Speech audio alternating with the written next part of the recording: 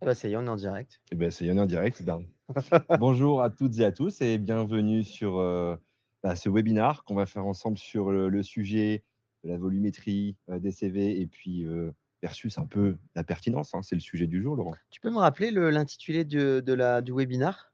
Est-ce que c'est l'illusion de la pertinence? L'illusion de la pertinence. Pas tout à fait. Il fait 40 degrés, il fait chaud, on est ravis quand même Ouais. d'être avec vous aujourd'hui. On est en présence de Laurent Broy. Et ben, enchanté, ça je pense, on se connaît bien, mais je suis ravi d'être là avec vous aujourd'hui. C'est un sujet sur lequel, moi, ça fait des années que j'échange, donc je suis très content de pouvoir, échanger avec toi sur un sujet qui nous passionne tous les 2. Donc on a plein de choses à vous dire, des chiffres, des réflexions sur la pertinence et on va se lancer. On va se lancer. J'espère qu'il fait pas trop chaud du côté de chez vous. Chez nous, il fait à peu près 40 000. C'est ça. 40 000 sur la région parisienne. Je pense que c'est partout pareil.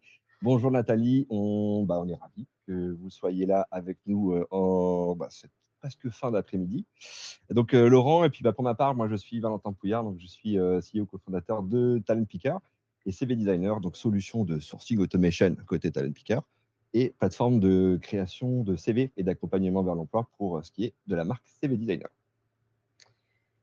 On s'était dit pour démarrer ce webinar, bonjour Nathalie, que, on allait faire un constat ensemble, un constat qui parle de plusieurs chiffres, qui part, pardon, de plusieurs chiffres.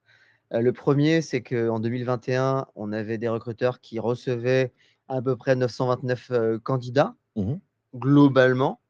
En 2025, ils en reçoivent quasiment 3000.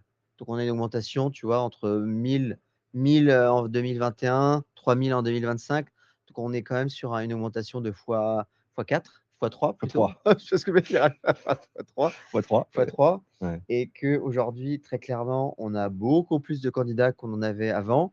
Ça, premier élément. Deuxième élément, des équipes de recrutement qui sont beaucoup moins, il y a beaucoup moins de recruteurs. En France, on évaluait que le nombre de recruteurs, c'était un chômage de 15 OK. que les équipes de recrutement diminuent en nombre. Donc en plus, le nombre d'embauches qui sont faites par ces recruteurs ont aussi diminué, de l'ordre de 30 à 40. Donc plus de candidats, moins d'embauches, moins de recruteurs. Tout ça fait que mécaniquement, on a Ouais. forcément, un taux d'embauche qui est autour de, heu 0,3, 0,5. C'est-à-dire que OK. pour embaucher une personne, il faut avoir 200 CV. Je répète, pour embaucher une personne, il faut 200 CV, ce qui est gigantesque. Et, et du coup, la question qu'on pose toujours, c'est mais pourquoi on a ça? Pourquoi on a ça? Et on a deux explications. La première, c'est que c'est économique, c'est conjoncturel. Ça fait 4 ans, 3 ans que le nombre d'offres d'emploi, descend. Donc on a moins de jobs, tout simplement. Et si on a moins de jobs, forcément, on a beaucoup plus de candidatures à candidature égale que, par rapport au nombre de jobs. Donc moins de jobs et surtout, on a un nombre de candidatures qui a augmenté. Alors donc économiquement, mais surtout, alors c'est un peu exagéré en disant surtout, mais il y a eu un aspect technologique. C'est Ouais. une anecdote que je raconte dans ma newsletter, parce que j'ai une newsletter qui s'appelle Les Talents Narratifs, qui est aussi le nom de ma boîte éventuellement, ça j'en ai pas parlé. C'est que, il y a des boîtes comme Sponta.io, Sponteo, qui font fureur dans les écoles de commerce et les écoles d'ingénieurs.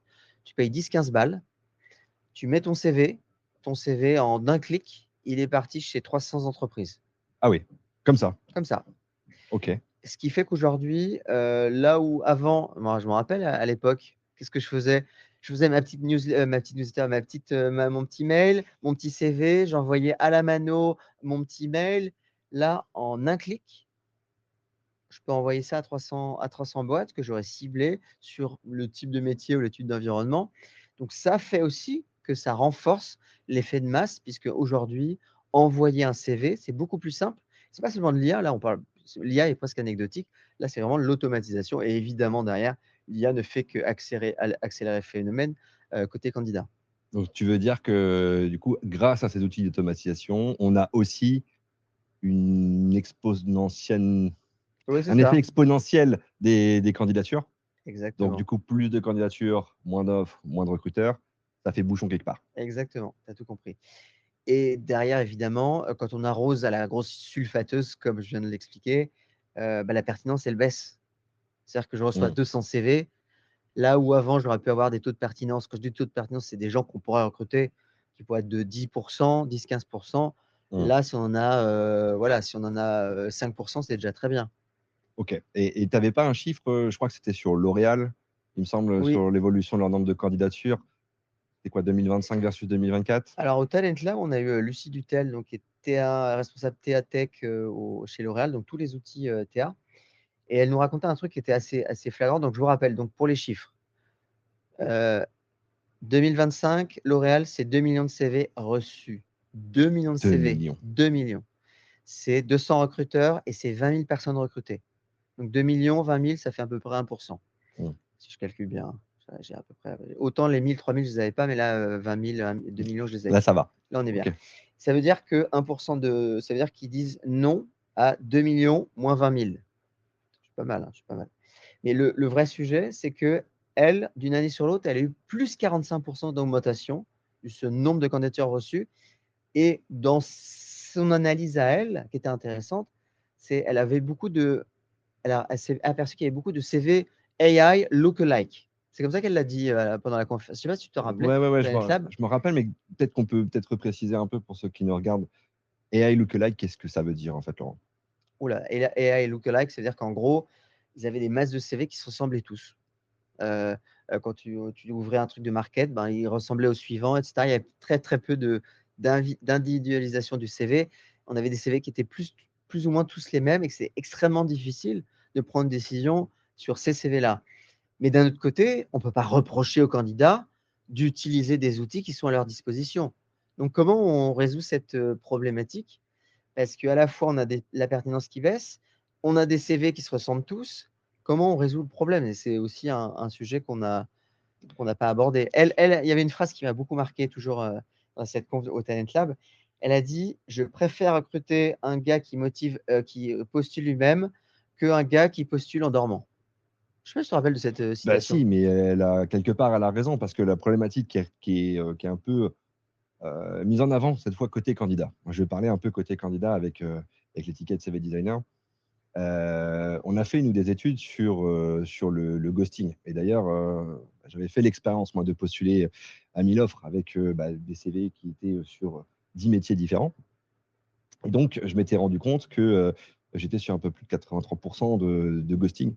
Mais ce ghosting, est-ce qu'il est lié au fait que les recruteurs n'ont pas envie de répondre aux candidats? On est d'accord que ghosting, c'est personne t'a répondu. Tu as Personne n'a jamais répondu. rien reçu, 0, nickel, rien, rien, rien du tout. rien, la bulle.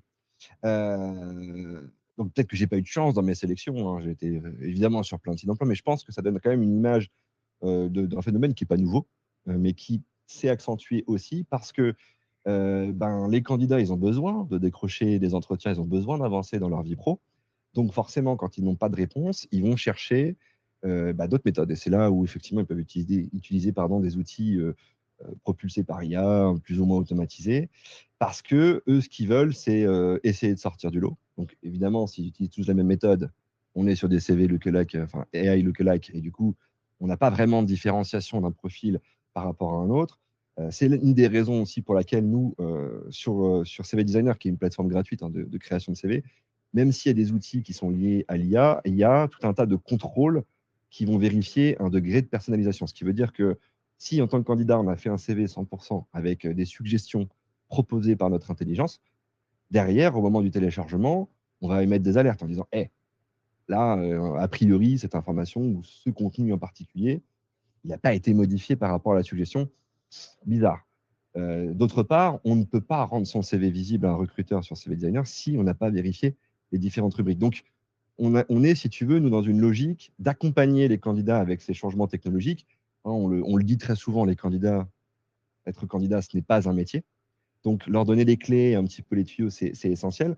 Tout ça pour que, en définitive, ils aient aussi peut-être plus d'opportunités derrière, personnalisées, tu vois? Dans la suggestion des offres et quand ils vont aller sur des offres en ligne qui leur plaisent, que ce soit chez nous, mais aussi chez Indeed, sur Hello Work, sur Cademploi, ils puissent se dire: «Ben, là, j'ai personnalisé ma candidature, je vais essayer de me différencier, de mes autres concurrents candidats et du coup avoir peut-être un peu plus de chance». Mais finalement, c'est parce qu'il y a aussi une explosion alors, il y a moins d'offres, tu disais, c'est vrai? Oui, oui, il y a moins d'offres, Il y a moins d'offres unitaires, mais Ouais. avec la multidiffusion, aujourd'hui, bah, une seule offre, on va la retrouver non plus sur 3-4 supports, mais peut-être Mmh. sur 15, 20, 30, 40.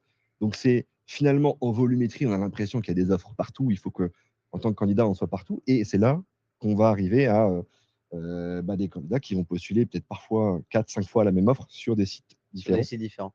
à des moments différents. Mais du coup, ça résout pas la problématique qu'on a sur, le volume. Non, ça résout pas la problématique, mais si tu veux, c'est plus de se dire que, il y a quelque chose qui n'est pas cassé entre le candidat et le recruteur, mais il y a quelque chose qui ne passe plus d'un point de vue communication, alors que pourtant l'un et l'autre, Mais ça ils ont ja peut-être besoin. ça n'a jamais passé, hein. Non, Je sais pas, mais non, non, mais le ghosting, tout ce que tu dis, c'est pas nouveau, en c'est fait. pas nouveau, mais c'est accentué par cette Remarque de vieux con, hein, mais non mais attends, c'est accentué par la démarche de c'est plus facile et plus rapide de faire des CV, de faire plein de CV, ça, c'est sûr. ça c'est sûr, et c'est plus facile de trouver des offres parce qu'elles sont Ouais, c'est vrai. disponibles partout. On nous les pousse par mail, on nous les pousse par WhatsApp, on nous les pousse par SMS, et même maintenant par IA vocale. Donc il y a un espèce de super gros bruit, Laurent, tu vois? Et c'est un peu ça le sujet aujourd'hui et la difficulté, alors côté candidat, mais tu le disais aussi finalement côté recruteur. Et la question qu'on se pose, c'est comment est-ce qu'on Comment on arrive résout l'équation? Parce que bah, au final, ce sujet-là, il existe toujours. En 2021-2022, tout le monde était là: «Oh, on n'a pas assez de volume, il nous faut des mmh, candidats et cetera». Le marché se retourne: «Ah, on a trop de volume, il nous faut de la pertinence». En fait, c'est un cycle de la vie, du recrutement qui est, éternel qui est de, dingue. dans 2 ans, on reviendra à un truc: «Ah, bah, on n'a plus assez de volume», et on parlera même plus de la pertinence. Aujourd'hui, le sujet, c'est la pertinence et effectivement, on verra dans la conclusion, la pertinence, c'est pour moi l'invariant du recrutement. C'est-à-dire que dans tous les cas, il vaut mieux avoir 10 CV et 3 ou 4 qui sont bien et c'est pas grave si on a que 10 CV et quand on a 200 CV, bah, si on n'en a pas au moins une dizaine qui sont bien, parce que c'est aussi ça, c'est que, avoir des bons CV, dans, la masse, c'est aussi ce qui va nous permettre de construire un vivier. Ça, on n'a pas parlé, c'est peut-être une des solutions qu'on pourrait trouver Bah, d'ailleurs. parlons-en un peu Ouais, voilà. des solutions qui existent sur le marché et qui permettent de faire des choses, peut-être un petit peu différentes, pour répondre à cette problématique de volume qui m'amène beaucoup de bruit et dans ce bruit-là, j'arrive pas à détecter quels sont les profils qui sont pertinents. Donc effectivement, tu en parles, il y a, l'acculturation de son vivier, on appelle ça le nurturing. Ouais. En fait, tu vois, c'est comment est-ce qu'on entretient finalement des bases candidats qu'on a acquis, à travers des processus de candidature, évidemment potentiellement passés, avec qui on va demander aussi le consentement au candidat bah, de garder, contact, pour potentiellement aussi informer sur des futures ouvertures de job. Donc ça, c'est une manière, de construire un petit peu son vivier et du coup de réactiver, en fait, une relation qu'on avait déjà instaurée. Non, mais cette histoire de vivier, elle est intéressante parce que jusqu'à présent, personne ne s'en occupait du vivier. Tout le monde faisait, on s'en fout du vivier, on n'en peut plus de ce vivier parce que les gens n'avaient pas les outils pour, activer un vivier, réactiver un vivier. C'est au bout de 2 ans, RGPD, pof, poubelle, on envoie un mail à tout le monde, on dit: «Est-ce que tu veux rester?» Pof, on remet une pièce pour que ça fasse 2 ans de plus. Mais au final, ce sujet de vivier n'a jamais été résolu jusqu'à maintenant. Alors jusqu'à maintenant, oui, parce que, il y a des outils qui me permettent de travailler sur un vivier existant. Nous, ce qu'on va apporter plutôt sur côté talent picker, c'est utiliser un vivier qui est externe, à celui de l'entreprise. Donc c'est le vivier des candidats qui sont actifs sur CV Designer. Ceux qui viennent de faire leur CV et qui sont dans une démarche de recherche active ou passive. Il y a pas que ceux qui vont, se préparer à postuler à des offres, il y a ceux qui refont leur CV dans l'opportunité d'être peut-être contactés En aussi. amont du besoin. Exactement, Ouais, en ouais. amont du besoin. Il y avait aussi une méthode, tu vois? On parle de vivier, vivier dit base de CV et quand on parle de CV, on a aussi, cette notion de CV Tech qui est un peu délaissée quand même depuis quelque temps parce que quand on utilise une CV Tech, ça veut dire quoi? Ça veut dire qu'on doit aller sur une interface, faire des recherches, regarder les profils qui ressortent, ajuster les critères. Ça, c'est une étape qui prend du temps et quand on travaille avec un acteur, sur le marché, on n'a pas l'intégralité, potentiellement du marché actif ou les talents en recherche et donc on va multiplier ces CV tech, donc ça veut dire tout autant d'interfaces, à chaque fois je répète les actions et donc Ouais, c'est ça qui est aujourd'hui, compliqué, ouais. ouais, c'est compliqué. C'est très compliqué, ça prend du temps, on demande toujours plus aux équipes recrutement Mais avec moins, tu l'as dit. le sujet de la CVT, c'est surtout un sujet de la fraîcheur de la donnée. Tu penses? Bah oui, parce que c'est ça, pour moi, c'est un sujet. C'est-à-dire que si tu contactes quelqu'un qui, au bout de 3 ans, n'est plus intéressé, bah, tu vas perdre beaucoup de temps à contacter. Après, si tu as fait un travail justement de nurturing sur cette base-là, enfin tout est une question de soit tu fais de nurturing, soit c'est frais et entre les 2 c'est compliqué, je trouve, de trouver Un un juste juste milieu. équilibre. Ouais, je suis assez d'accord avec toi et moi je pense que, sur un CV frais, ce qui va être intéressant dans la dimension de la fraîcheur, c'est pas tant qu'il soit récent, c'est que le fait qu'il soit récent ou qu'il ait été mis à jour C'est ça. à telle date, c'est qu'on va capter un signal. Ouais, Un signal, exactement. une intention côté candidat qui est de se dire: «J'envisage peut-être heu, une évolution de parcours professionnel. J'envisage peut-être de découvrir une nouvelle entreprise et du coup, j'envisage peut-être de postuler. Et dans la dimension CV Tech, en 2026, mais plus récemment, enfin un petit peu plus anciennement, pardon, en 2025, on a vu émerger des solutions qui vont, essayer de réactiver aussi, ce type de profil. Talent Picker en fait partie.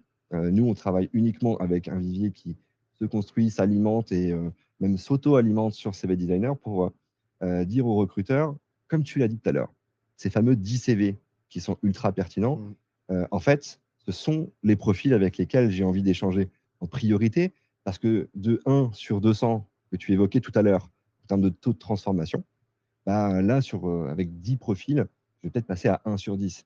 Peut-être que si j'ai besoin de 2 profils comme ça, je vais peut-être faire 2 sur 10. Ouais. Et donc, bah, traiter 10 CV, c'est évidemment moins de temps et moins de consommation de jours hommes, en fait, que d'en traiter 200 et ça pour un seul poste.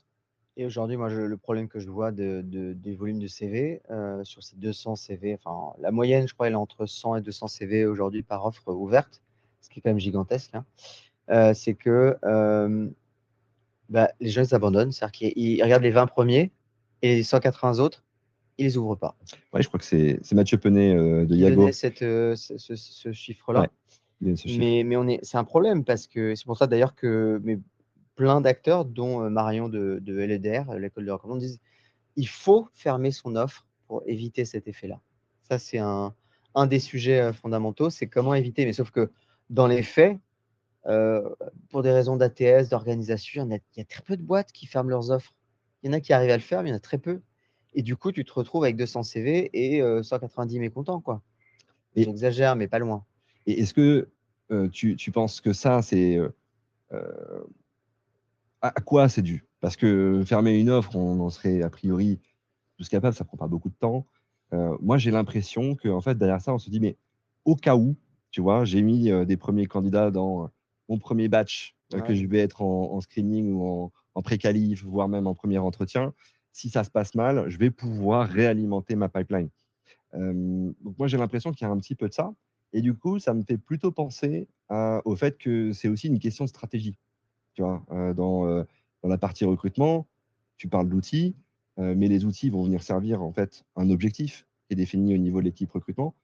Qu'est-ce que toi tu penses par rapport à ça? Est-ce qu'il y a peut-être un questionnement sur la stratégie? Est-ce qu'il y a une seule stratégie qui est possible d'ailleurs aujourd'hui? Sur le fait d'augmenter la pertinence, Ouais. c'est ça ton point? Alors je vais te raconter une anecdote et tu étais dans cette salle-là, c'était en Ah! septembre 2025. OK.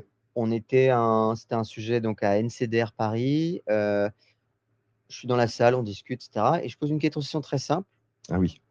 «Qui dans cette salle a un ATS?» Alors évidemment, tous les recruteurs, lèvent la main. Puis ensuite: «Qui dans cette salle mesure d'où viennent les CV?» Donc j'avais à peu près, 25 mains qui se sont levées au moment de l'ATS et quand j'ai demandé qui mesure dans son ATS d'où viennent leurs CV, j'en ai eu plus que 3 ou 4. Oui. Je te rappelle Ouais, de ouais, ça? ouais, ouais. C'était quand Ouais. même hallucinant et donc Surprenant, ouais. le problème, c'est que tant qu'on aura ça, tant qu'on aura aussi peu de gens qui mesurent l'origine de leur CV et de façon globale leur KPI, on ne peut pas mesurer la pertinence, de leurs actions. Tant que c'est pas mesuré et bien pris en compte, eux, ils raisonnent en budget et pas en pertinence. Pertinence, c'est quoi? Bah, moi, j'ai embauché 10 personnes, elles viennent d'où ces 10 personnes? Et je dois être capable de retracer d'où ils viennent. Mmh. Alors la difficulté, c'est que souvent, ça vient de plusieurs origines, mais aujourd'hui, avec les outils qu'on a, on doit être capable de le faire et surtout d'en faire une priorité. Parce que quand on dépense entre 200 000 € et 1 million d'euros en outils tous les ans, ne pas prioriser cette action-là, pour moi, c'est quand même, c'est une faute de goût. Ah ouais, faute de goût. Je suis gentil quand je dis ça, hein. Je dis Faute de faute de goût. goût, faute de Ouais, goût, mais moi, dans faute de goût, ce que je comprends, c'est qu'on n'est peut-être pas sur la stratégie optimale, tu vois, par rapport efficacité-coût et du coup, allocation de budget. Et ce que c'est joliment dit comme ça. c'est C'est plus mieux que la business. c'est mieux que la faute de goût, ouais. C'est plus business. Donc du coup, non, non, l'idée, c'est plutôt de se dire, ben, au niveau stratégie, comment est-ce qu'on peut, ah ben, on salue François. Peut-on fermer, pardon, l'offre en amont si une date de réponse a été donnée? Peut-on fermer l'offre en amont si une date de réponse a Moi été aussi, je la donnée? relis. Heu, c'est une réponse à alors, il faudrait que tu précises ta question, mais moi je vois pas il y a aucun sujet pour fermer une offre. Je veux dire sur n'importe quel Ouais. outil, a priori on peut le faire. C'est juste que le problème de la multidiffusion, c'est que, est-ce qu'en fermant l'offre au niveau central, ça permet de fermer l'offre, partout? Et selon les Mmh. outils, comment c'est custom et cetera, il y a parfois des sujets et rien que ça pose déjà un souci. Donc je pense qu'il y a le sujet techno, mais si on peut la fermer, je parle de l'annonce évidemment, hein. Il fait chaud, Il c'est fait OK. chaud, mais bon, c'est pas grave. Ah, Si on peut fermer l'annonce le plus vite possible. Alors moi, j'ai quand même eu des cas où le recruteur racontait l'anecdote suivante, c'est qu'il met l'annonce un vendredi à 18h, il revient le lundi matin à 9h, 300 candidatures. ouais, Donc tu vas lui dire, bah, tu vas pas lui dire: «Bah, tu aurais dû fermer l'annonce le samedi matin à 9h». Et que ouais, souvent dans la nuit ou dans la soirée, il y a il peut se tout passer qui des se choses. joue et en fait, je sais bien que quand je dis ça, il y a pas une solution qui arrive, comme ça, mais c'est un pis-aller par rapport à ce qu'on peut faire. C'est Mmh. le minimum pour plein de raisons. Mais en tout cas, si on reprend le sujet central de la pertinence, c'est la mesure. Quand on demande à tous ces gens qui ont un ATS: «Est-ce que vous mesurez l'origine de vos CV?» On arrive encore à un truc aussi, mauvais, ça reste un sujet. Alors, la techno commence à résoudre, on a des solutions françaises qui commencent à arriver, on commence à avoir plein de choses qui arrivent pour permettre de mesurer. Des consultants, des agences de commerce qui disent: «Bah, on va accompagner sur la mesure». Mmh mh. Il n'y en a pas encore assez qui le font, mais ce sujet-là, c'est un élément central qui doit faire qu'on doit mesurer forcément d'où viennent, et une fois qu'on aura ça, combien j'ai d'embauches par rapport à mes sources, ça sera la et en plus, voilà, le nec plus ultra, c'est dans les embauches que j'ai, combien sont restées à 1 et 2 ans et combien sont performantes? Là, on revient sur une donnée qu'on n'a pas du tout abordée, c'est la qualité du recrutement. Alors là, laisse tomber, Ah oui. c'est le niveau, plus 10 quoi. Non, c'est le niveau plus 10, mais je pense que, toutes les entreprises, tu vois, n'ont pas forcément, la maturité ou le recul, en fait, parce qu'elles sont, tu vois, dans le jus un peu tous les jours et c'est vrai que il faut prendre le temps de se dire: «OK, stop, qu'est-ce qu'on est en train de faire? Comment mon process est articulé?» Le tester, ça j'en parlais aussi il y a pas très longtemps, sur tester son parcours d'expérience candidat pour se rendre compte aussi de ce qui est vécu, la temporalité. Et je suis en train de perdre le fil de ce que je suis en train de dire. Oui, non, c'est que chaque entreprise, chaque, recruteur même n'a pas forcément, cette prise de recul, la maturité, peut-être les outils qu'il aimerait, aussi par ailleurs, mais pour autant, on n'est pas forcément bloqué. Moi, je pense qu'il y a vraiment, possibilité de chacun s'approprier sa propre stratégie, mais ne surtout pas courir derrière une stratégie unique qui dirait que pour recruter le plus efficacement, le plus rapidement possible, à moindre coût, il faut ça, plus ça, égale du coup le recrutement parfait. En fait, c'est tout le sujet, c'est que en fait, quand tu parles à des responsables ou directeurs recrutement, ils pensent d'abord outils et après stratégie. Mais on fait tous pareil, hein. Oui. C'est-à-dire que tu arrives, tu penses, OK, plutôt de dire, alors c'était pas un bon exemple, je pensais à un sport, au lieu de se dire, «Pour jouer au tennis, j'ai besoin de faire des gestes et cetera, de réfléchir à mon positionnement. Ah, quelle raquette je vais prendre? Est-ce que je vais prendre une Prince ou une, tu vois?» Et en fait, on raisonne tous comme ça, c'est qu'on raisonne d'abord par l'outil, Mmh. alors de réfléchir par objectif et ça, c'est un truc qu'il faut qu'il faut changer parce que c'est pas possible qu'on continue encore en 2026 à en être là à se poser la question: «D'où viennent Mmh mh. mes embauches?» en fait Et pour ça, tu vois, il y avait, comment il s'appelait? Il y avait, Sylvain Colas d'ACC, ouais, que tu dans connais, la même salle, dans la même salle. Mais ça me fait penser à ça parce que, lui, sa manière en fait de construire un peu, sa stack d'outils, de recrutement, c'est de se dire: «OK, de manière, très simple, combien de candidats ça m'a amené? Où sont allés jusqu'où quel process, quelle étape du process les Ouais. candidats sont arrivés et au final combien j'ai fait de recrutement.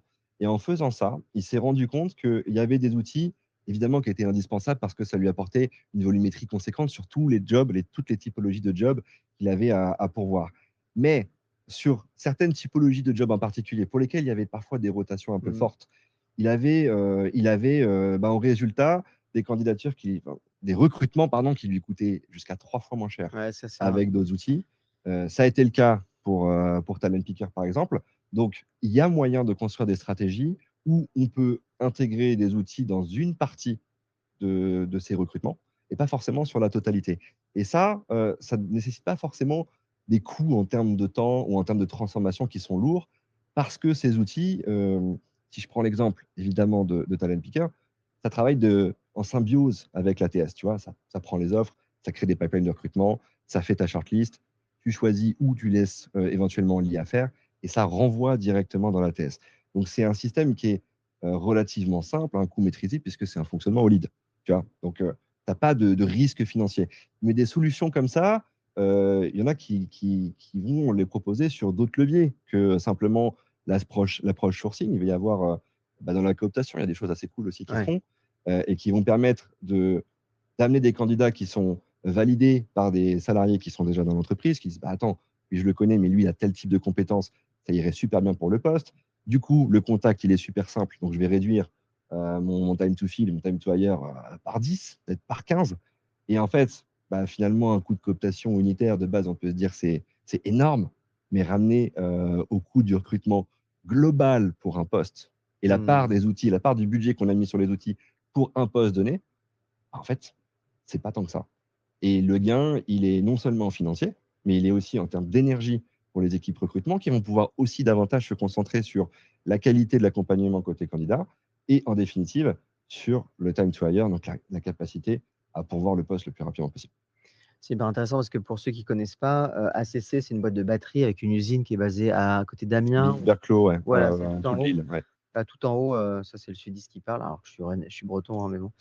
Heu et ACC, donc boîte de batterie, besoin de recrutement d'opérationnels, Ouais, pas que des cadres. exactement. Et du coup, ce qui était intéressant dans ce qu'il racontait, c'est qu'il lui, il a fait ce calcul de Mmh, combien me coûte l'outil et avec cet outil, j'ai fait combien d'embauches?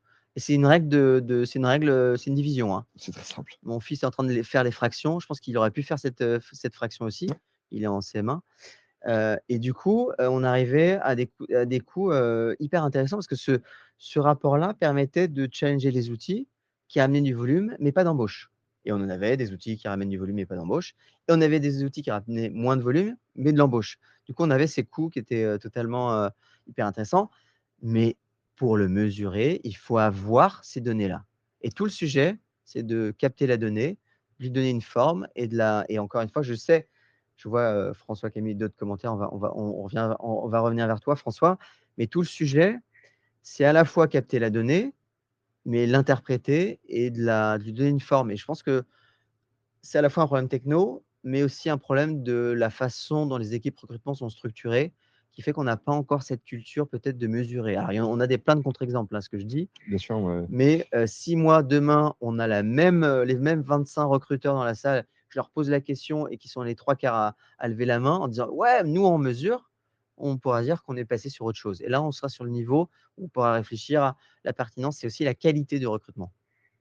Et ça, je pense que ça peut tout simplement commencer par juste un questionnement. Tu vois, il y a plein d'événements qui existent, hein, en ligne, en présentiel, tu en organises aussi et ça permet de se confronter aussi à d'autres manières de réfléchir ou d'appréhender ce sujet, recrutement, même sourcing, identification des candidats en amont.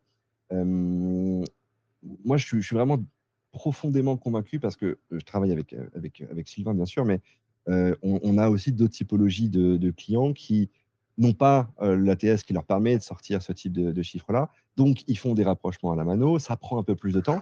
Mais par contre J'adore les rapprochements à la mano, quoi. Je suis en mais train oui, d'imaginer le mec avec son Excel, en train de taper, mais ça fait mal au cœur à entendre et puis et puis ouais et puis souvent les recruteurs, tu les vois, ils sont comme ça en disant: «Non mais j'ai mis un mois à avoir ces chiffres-là, ça me saoule». C'est et si c'est ça se pas trouve, c'est pas un s'il doit plaisir. le faire à la mano, il le fera jamais.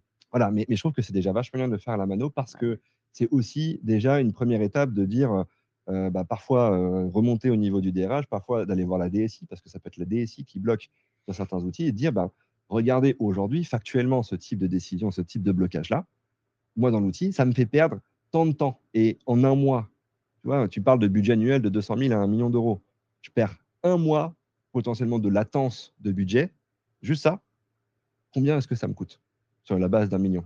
Toi qui es fort en calcul mental, je te laisse le Attends, faire. je vais appeler mon fils pour Tu les vas appeler ton fractions. fils. Non, mais ce que je veux dire, c'est une déperdition d'un budget qui pourrait être réutilisé dans autre chose, comme l'amélioration de l'expérience candidat, comme dans la marque employeur, comme peut-être un meilleur salaire aussi pour les recruteurs. Donc, il y a des manières d'aborder les choses, mais ce que je trouve fantastique, c'est qu'il y a quand même des recruteurs qui aujourd'hui commencent à lever le doigt et dire moi, j'aimerais bien faire différemment, j'ai pas d'idée et j'ai l'impression que j'ai un chemin long comme ça à parcourir. Par quoi est-ce que je commence? Et du coup, dans les solutions qu'on vous donne aussi aujourd'hui, c'est de dire, il y a plein d'outils sur le marché. Il n'y a pas une seule stratégie qui va vous permettre d'arriver au recrutement le plus efficient. Mais en réalité, c'est quel chemin je vais accomplir, quel est moi le process que je peux faire varier et quel est celui qui est par ailleurs invariant avec les ressources dont je dispose, humaines, financières et un outillage, et se dire, est-ce que chacune de ces briques-là, il n'y a pas une manière de l'améliorer? Toi, t'en penses quoi, Laurent, sur cette Tu parles de chacune de ces briques-là, de briques. outillage financier Ah oui. et ressources humaines? Comment tu les. Sacrée question là, parce que on est Je sur te la un. donne comme ça. Ouais, tu Je me vois qu'on est à files 31 minutes. patate chaude, on est à 30 minutes et après on prendra les questions. En fait, c'est un vaste sujet parce que derrière, c'est un sujet du pouvoir de recrutement à l'intérieur en tant que fonction. Donc là, tu élargis la question à la fonction recrutement a-t-elle du pouvoir à l'intérieur de l'entreprise? Et ça, c'est un vaste sujet dans le sens où est-ce que, et j'en parlais ce matin dans ma newsletter justement, quelle est la culture recrutement de la boîte? Est-ce que c'est une boîte qui a une vraie culture recrutement, où on sait que le recrutement c'est important, ou est-ce qu'il n'y a pas du tout la culture recrutement, le recrutement on n'a rien à foutre, c'est vite délégué, c'est 2-3 managers, on ne met pas les moyens. Donc si on est dans une boîte où la culture de recrutement est valorisée, on peut faire des choses, on peut vraiment avoir une influence. Quand c'est le cas contraire, c'est beaucoup plus difficile. Et c'est vraiment, c'est aussi vraiment quelle est la culture recrutement de la boîte. Est-ce qu'on va pouvoir faire évoluer les mentalités pour justement ramener de la mesure, de la pertinence, réfléchir à tout ce qu'on vient de se dire sur les budgets et les moyens qu'on met. Et ce qu'on se disait, c'est que finalement, peu importe la strate, peu importe comment on peut composer avec la culture de sa boîte, la fonction RH, la fonction recrutement, elle est quand même au service du business. Et quand Ça, on c'est parle clair. de pertinence, c'est non seulement la qualité et le ciblage des profils, mais c'est aussi de se dire, finalement, je vais être très efficient dans la manière de pré-choisir les candidats à chaque étape de mon process de recrutement. Et que, tu l'as dit en introduction, peut-être que le volume reviendra en termes d'intérêt, Ça, mais c'est ce sûr. qui est presque invariant, c'est que même dans le volume, Le euh, volume est déjà là, hein. le volume est déjà là. Tu dis, la Mais rareté reviendra. la rareté, Ouais, alors ouais. pour moi, la rareté, on y revient. Oui, mais après, encore une On y fois, revient. il y a plein de profils qui sont dans la rareté, hein. Bon. Il y en a plein qui sont dans la rareté, et puis il y a là aussi bon, on va pas rentrer sur ce débat, mais sur ce sujet, mais une ultra spécialisation aussi sur certains types de métiers. Ouais. Mais moi, je pense qu'on est quand même sur un mouvement qui va davantage vers la pertinence parce que aussi, on est dans une situation où le rapport de force candidat-recruteur, il se rééquilibre avec une force qui est davantage côté recruteur aujourd'hui parce que il y a une hausse du chômage, parce qu'il y a des métiers qui sont bouleversés par des changements climatiques, économiques, de production, hein. L'industrie, on sait que c'est pas folichon sur le marché français, d'accroissement. Et par conséquent, le focus sur la pertinence, c'est un pari d'actualité. Peut-être que demain, on retournera sur du volume, mais même ce que tu me disais avant qu'on commence cet échange, c'est que même dans une optique de volume, faire du volume juste pour faire du volume, donc sans pertinence, ça n'aura jamais aucun intérêt. Donc pourquoi est-ce qu'aujourd'hui, on ne commencerait pas tout de suite à se poser la question de est-ce que dans mon process de recrutement, je suis déjà en train de me concentrer sur la qualité et sur la pertinence? Et du coup, définir ce que ça veut dire la pertinence pour du coup aller chercher ce qu'on veut vraiment et derrière la mesure. C'est un peu la conclusion de tout ça, c'est que en fait, tu disais que le pouvoir était revenu du côté de recruteur.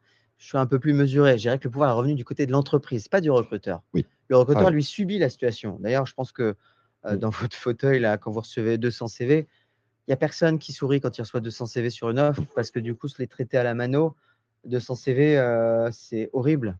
Mmh. Et de facto, c'est plus un problème qu'une solution. Et si on arrive, un, à fermer une annonce, deux, à réfléchir, à mesurer, trois, à réfléchir à ce qu'on veut dire par pertinence, c'est quoi les profils que je cherche vraiment pour se dire, OK, voilà les profils que je cherche. Et du coup, orienter toute sa stratégie de sourcing et de coût par rapport à cette pertinence qu'on aura définie en amont. Une fois qu'on a fait ça, c'est terminé. Mais aujourd'hui, le pouvoir est certes parti du côté de l'entreprise, mais surtout pas du côté du recruteur, qui lui, je pense qu'il en bave pas mal. Et, Oui, et on oui, vous embrasse tous d'ailleurs. oui. Mais il y a quand même un travail à faire euh, sur, enfin, sur ce truc-là de on mesure. Tu vois, quand toujours ce Sylvain Collas, dans cet atelier, disait moi, j'ai mesuré, je me suis rendu compte qu'un coût moyen pour une embauche, ça pouvait aller de 50 € à 400 € dans mon outil de sourcing. Et en me rendant compte, en fait, je me suis rendu compte que le petit outil de sourcing là, qui était minuscule, il m'avait apporté 3 embauches et ça ne m'avait pas coûté grand-chose. Ça m'avait coûté 50 balles par embauche, alors qu'un autre gros outil que je payais, ça m'avait coûté 500 €, 400, 500 € l'embauche, C'est ça. parce qu'il avait pris le temps de mesurer.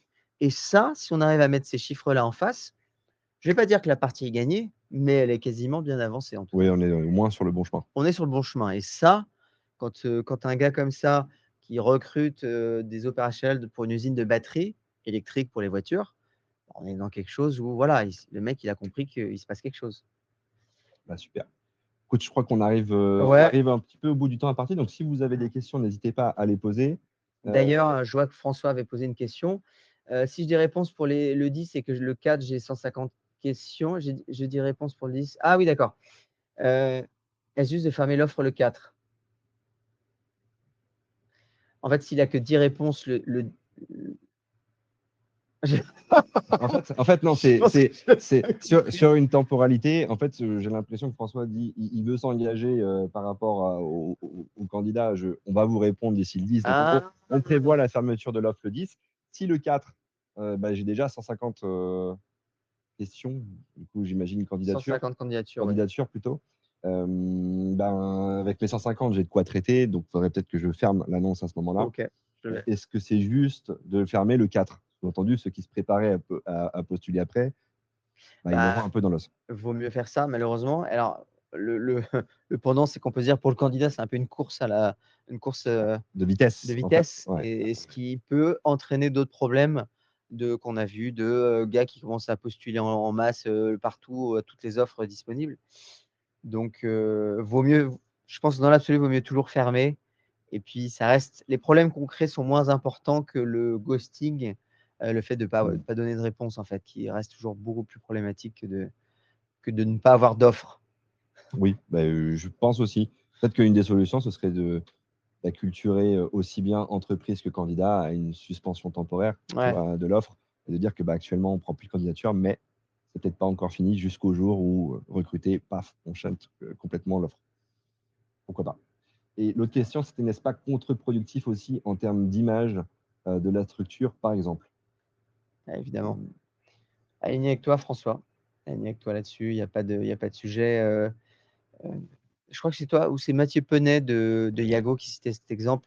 Boulanger, une marque, de retail connue, se rendait compte que chaque candidat auquel elle ne répondait pas c'est moi. était un client. C'est toi qui disais ça, C'est pardon. c'est moi qui disais ça parce que j'ai échangé Était un avec, client qui perdait, tout ouais, simplement. C'est-à-dire ouais, que ouais, bien sûr. moi, je postule en tant que candidat, bah, quand il s'agit d'acheter, une cafetière, une machine à café ou je sais pas quoi, bah, du coup, je vais plus chez Boulanger, je vais ailleurs, je vais à la Fnac. C'est ça, c'est que ça va altérer l'image globale de l'entreprise parce que le processus de recrutement, s'il est pas qualitatif, voilà, donc ils mettent Exactement. un point d'honneur effectivement à avoir une expérience candidat qui est, au moins Boulanger qui transparente. est un client de Yago d'ailleurs, c'est pour ça qu'il disait ça, j'imagine. Mais c'est moi qui disais ça, parce que j'ai Je échangé veux je veux j'ai échangé absolument que ça soit toi qui beh, écoute, c'est peut-être que Mathieu l'a dit, en je veux effet, lui faire de la pub. mais mais effectivement, non, non, j'ai échangé il y a pas longtemps avec Camille et Alice, qui D'accord, travaillent, qu'on embrasse.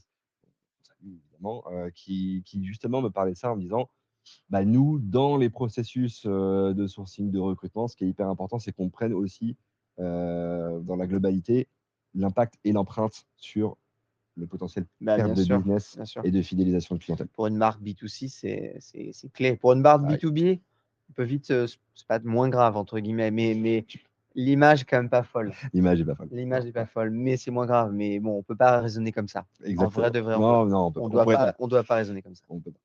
Est-ce que les amis, il y a d'autres questions, sur le sujet? Pertinence, volume? On a vu qu'il y avait pas forcément, d'opposition certaine, mais que c'était surtout une question, en fait de stratégie et puis, d'attitude possible, aujourd'hui, qu'il y a pas forcément, la bonne manière, enfin, il y a pas une seule recette qui va permettre de réussir ces recrutements. En tout cas, nous, on était contents de Ouais, partager, ce temps sous 38 degrés avec vous. On espère que vous vous hydratez bien, c'est quand même important. ouais. Et puis, un petit mot de la fin peut-être, Laurent? Et ben, merci à tous. Je pense que le sujet, encore une fois, moi, pour moi, le sujet cœur, c'est la mesure.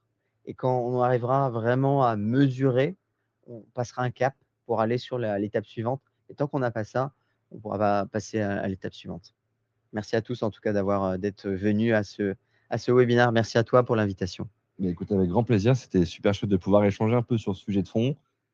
Si jamais vous avez des questions qui vous viennent par la suite ou vous avez envie de poser des questions à Laurent, donc Laurent Broie sur LinkedIn et moi, Valentin Pouillard sur LinkedIn, hein, que ce soit sur des sujets, pertinence, volume, expérience candidat côté CV designer ou évidemment, l'approche, ultra ciblée côté talent picker, ce sera avec grand plaisir qu'on vous répondra. Merci pour votre temps et puis, bonne fin d'après-midi. À bientôt, merci.